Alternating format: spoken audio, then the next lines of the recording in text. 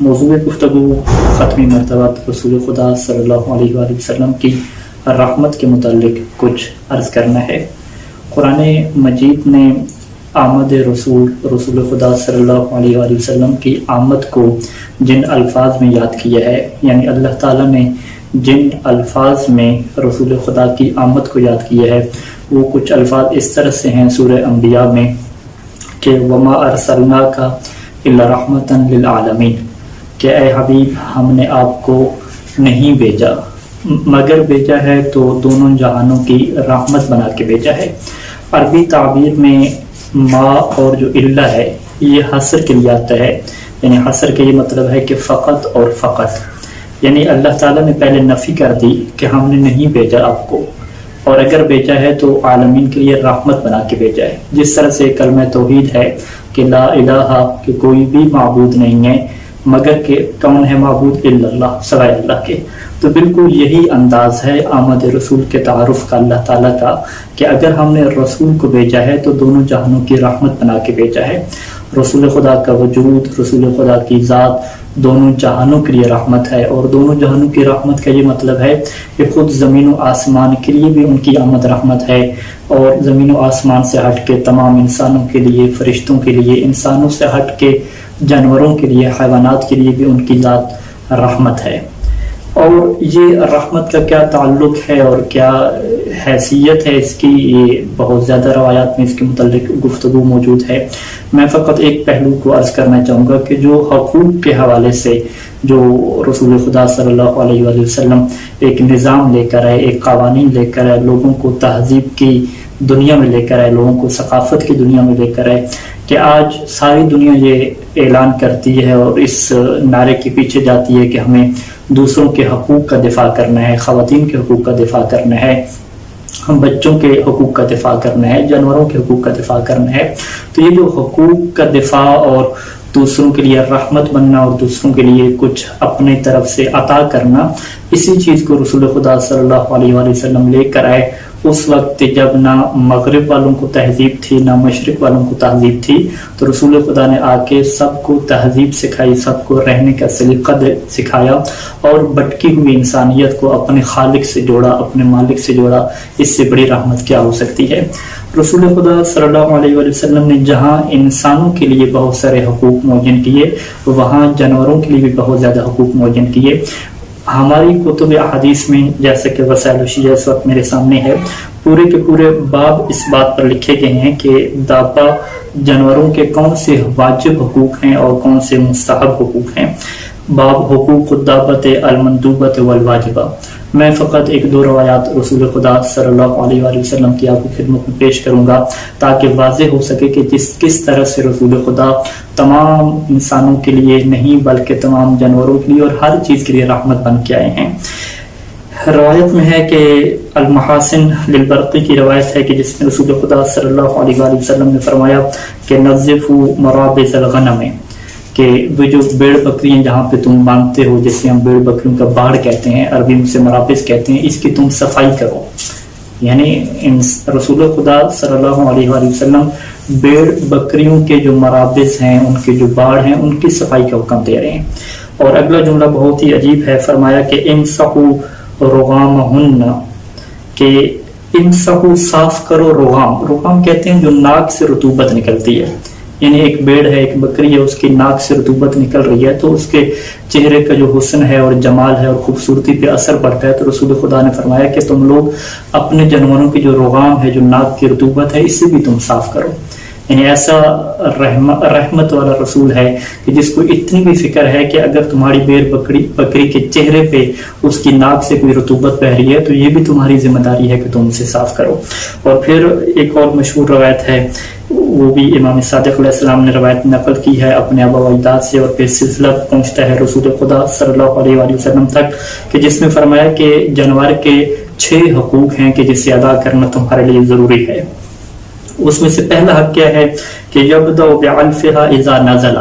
کہ ایک انسان جب سفر سے واپس پلٹے تو سب سے پہلا کام کیا کرے کہ جانور کو چارہ پیش کرے، اور ایک روایت میں یہ ہے کہ وہ سقیھا، اسے پانی پیش کرے۔ یعنی ہم لوگ جب بھی سفر سے واپس پلٹتے ہیں، آپ خود اندازہ لگائیں کہ پرانے زمانے کے سفر ہیں، انسان تھکا ہوا ہے،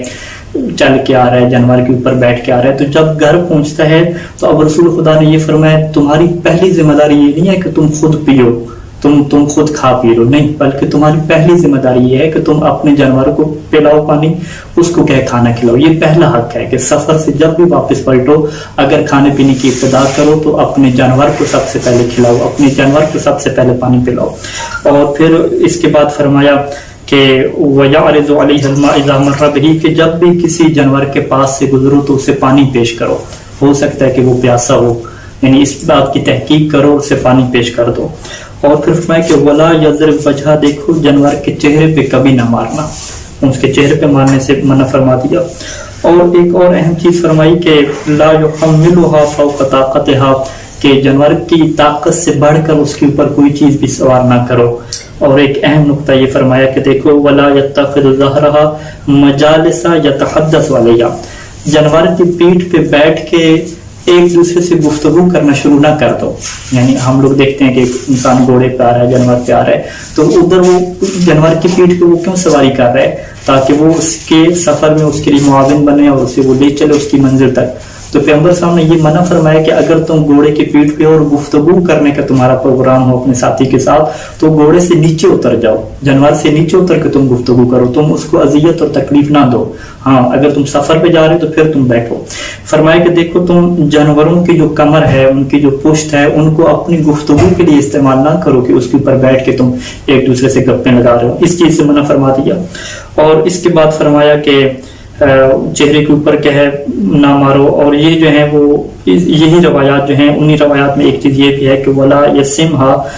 جانوروں کو جو ہے وہ کوئی چیز داغ کر ان کے اوپر نشان بھی کیا نہ بناؤ، کیونکہ لوہے کے داغی چیزیں داغی جاتی تھیں اور نشان بنائے جاتے تھے۔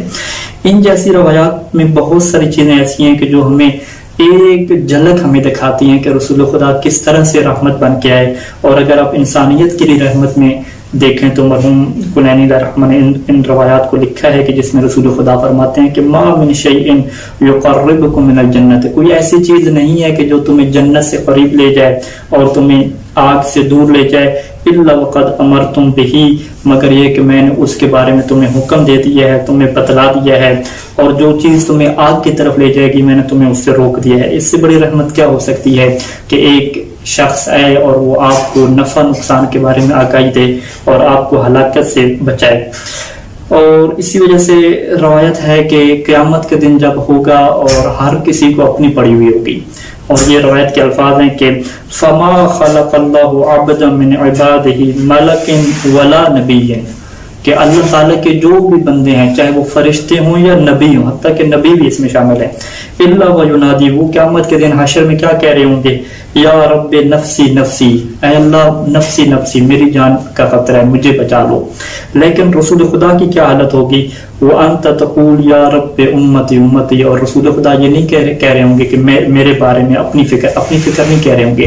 رسول کی زبان پہ ایک ہی لفظ ہوگا کہ امتی، یا رب امتی امتی، اے اللہ اے پالنے والے میری امت کا کیا بنے گا، میری امت کے بارے میں کیا حال ہوں گے۔ اسی وجہ سے ختمی مرتبہ نے ایک دفعہ اپنی رحمت کے بارے میں جب ارشاد فرمایا تو لوگوں سے کہا کہ دیکھو میرا زندہ رہنا تمہارے درمیان یہ بھی تمہارے لیے رحمت ہے، اور میرا تمہارے درمیان سے چلے جانا یہ بھی تمہاری رحمت ہے، کیونکہ اگر میں تمہارے درمیان میں موجود ہوں تو تمہارے اوپر کوئی عذاب نازل نہیں ہوگا، اور اگر میں تم سے چلا گیا تمہیں چھوڑ کے تو اس کا پھر کیا نتیجہ ہوگا، پھر کیسے میں رحمت بنوں گا، کیونکہ تمہارے اعمال میرے پاس پیش ہوں گے۔ جب تمہارے اعمال میرے پاس پیش ہوتے ہیں، اس میں کوئی نیکی دیکھتا ہوں تو میں تمہارے لیے دعا کرتا ہوں کہ اس نیکی میں اضافہ ہو، اور اگر تمہارے اعمال میں کوئی برائی دیکھتا ہوں تو میں تمہارے لیے دعا کرتا ہوں کہ اللہ تمہاری مغفرت فرمائے۔ اسی وجہ سے سمعہ کہتا ہے کہ امام صادق علیہ السلام موجود تھے، اور امام صادق علیہ السلام نے فرمایا کہ ما لکم تسوؤون رسول اللہ، کہ تمہیں کیا ہو گیا ہے اور تمہیں حق نہیں پہنچتا کہ تم اللہ کے رسول کو اذیت دو، اللہ کے رسول کو تکلیف نہ دو۔ اب سارے جو ہیں وہ لوگ بیٹھے ہیں امام صادق علیہ السلام کی خدمت میں، تو فقال الرجل، تو ایک بندے نے وہاں سے یہ سوال کیا کہ کیف نسوءہ، کہ ہم اللہ کے رسول کو کیسے اذیت دیتے ہیں، وہ تو ہمیں موجود ہی نہیں ہے۔ تو امام نے فرمایا کہ فقال اما تعلمون، کیا تمہیں اس بات کا علم نہیں ہے کہ ان اعمالکم تعرض علیہ، کہ تمہارے اعمال رسول خدا کی خدمت میں پیش ہوتے ہیں، انہیں پیش کی جاتے ہیں کہ تم لوگ کیا کر رہے ہو. فَإِذَا رَأَى فِيهَا مَعْصِيَةً، اور جب اللہ کا رسول صلی اللہ علیہ وآلہ وسلم تمہارے اعمال میں معصیت اور گناہ کو دیکھتے ہیں، سَاءَهُ ذَلِكَ، اس وجہ سے اللہ کے رسول کو تکلیف پہنچتی ہے. فَلَا تَسُوءُوا رَسُولَ اللَّهِ، تم اللہ کے رسول کو کبھی تکلیف نہ دینا. وَسُرُّوهُ، اور اللہ کے رسول کو ہمیشہ خوشی دینا. تو امام صادق علیہ السلام کا یہی پیغام ہے کہ اے اللہ کے رسول کو ماننے والوں، کبھی بھی اپنے نبی کو اذیت اور تکلیف نہ دینا، کوئی ایسا برا عمل نہ کرنا، کوئی ایسا گناہ کا عمل نہ کرنا کہ جس سے اللہ کے رسول کو اذیت پہنچے.